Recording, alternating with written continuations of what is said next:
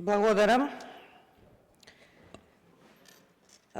Премиерот ми даде одговор на прашањата, иако за разлика од него јас секогаш малку вака со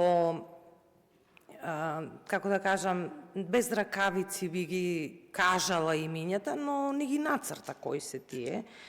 Еден од тие е оној кој што го на чудесен волшебен начин изгласа сите јавни обвинители во државава, оној кој што висеше на раменици на собственикот на вилите во Зајас и во Мала Речица и така натаму.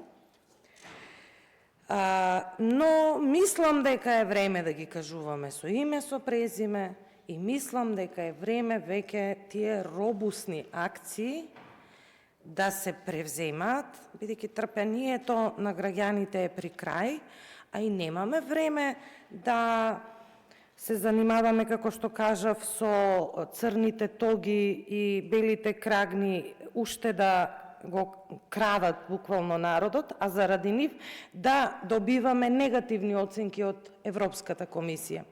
И сега тука ми се наметнува уште едно прашање дополнително, бидејќи ги кажавте состојбите.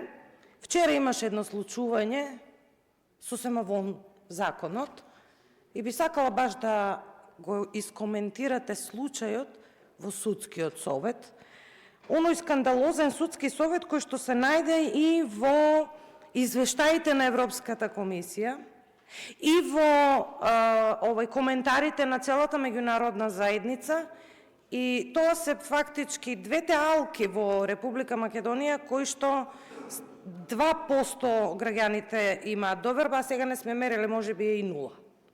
Не знам, не сме мереле, но како и да е, наша обврска е, како парламентарно мнозинство, да помогнеме на владата во изнаоѓање на решенија законски, надзорни, ќе видиме со деловникот, какви и да се тие решенија, само да помогнеме да веќе робусно се зафатиме со борбата против криминалот и корупцијата. Неселективна борба. Неселективна. Ке ве замолам само уште коментар за продолжување на мандатот на председателката на Судски совет вон законот и законските норми. Благодарам.